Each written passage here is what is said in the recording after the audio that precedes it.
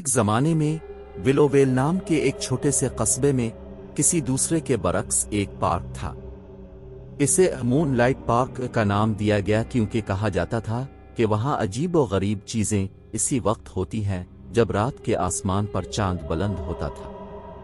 چاندنی park دن کے وقت ایک خوبصورت جگہ تھی۔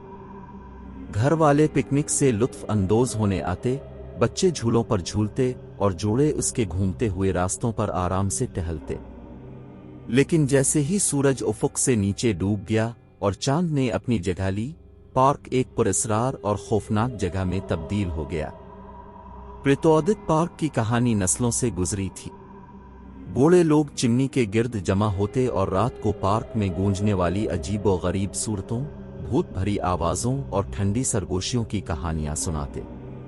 بہت سے لوگوں نے دعویٰ کیا کہ انہوں نے سایہ دار شخصیتوں کو درختوں کے درمیان چلتے ہوئے دیکھا ہے، اور کچھ نے تو قسم کھائی کہ انہوں نے بچوں کی ہنسی سنی جب کوئی بچہ نہیں تھا۔ ایک خوفناک رات، سارا نامی ایک متجسس نوجوان نے پارک کی پریشان کن شہرت کی چھان بین کرنے کا فیصلہ کیا۔ ایک ٹارچ اور اس کے قابل اعتماد کتے میکس سے لیس، وہ پارک میں داخل ہوئی جب چاند نے زمین کی تزئین پر ایک خوفناک چمک ڈالی۔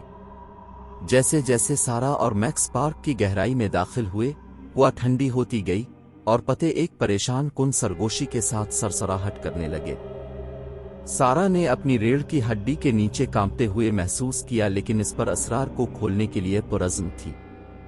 اچانک میکس نے گرجنا شروع کر دیا، اس کے حقلے اٹھ گئے۔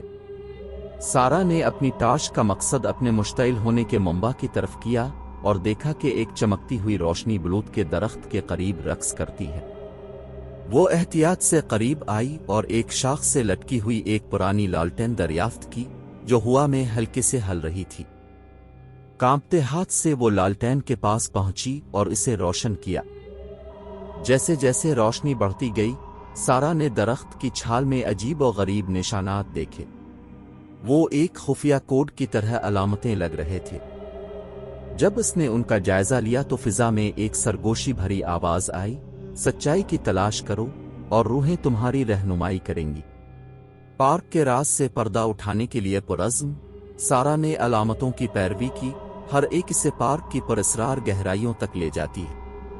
اس کا اور میکس کو چمکتے ہوئے مداروں کا سامنا کرنا پڑا جو رات بھر خوبصورتی کے ساتھ تیرتے رہتے ہیں، ان کے راستے کو روشن کرتے ہیں۔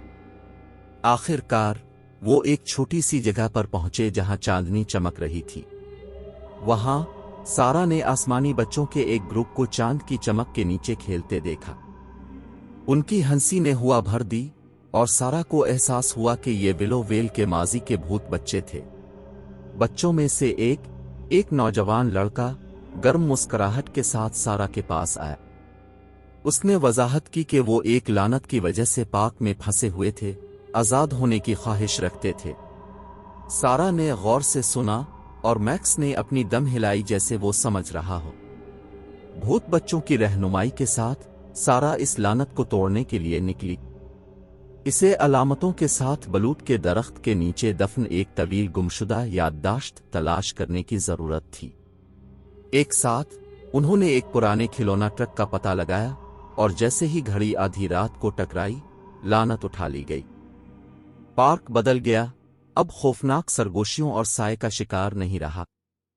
اس کے بجائے یہ خوشی اور ہنسی کی جگہ بن گیا جہاں خاندان ایک بار پھر پکنک سے لطف اندوز ہو سکتے ہیں اور بچے آزادانہ طور پر کھیل سکتے ہیں۔ بھوت بھرے بچوں نے چاندنی میں غائب ہونے سے پہلے سارا اور میکس کا شکریہ ادا کیا۔ اس دن کے بعد سے مون لائٹ پارک اب اپنے شکار کے لیے نہیں جانا جاتا تھا، بلکہ ایک بہادر لڑکی، اس کے وفادار کتے اور ماضی کی روحوں کے ساتھ بانٹنے والی پرفتن کہانیوں کے لیے جانا جاتا تھا۔ اور اس طرح پارک کی کہانی چاند کی ہلکی چمک کے نیچے امید اور دوستی میں سے ایک بن گئی، ہمیشہ کے لیے اس کے افسانے کو ویلوول کے قصبے میں کھینچتی رہی۔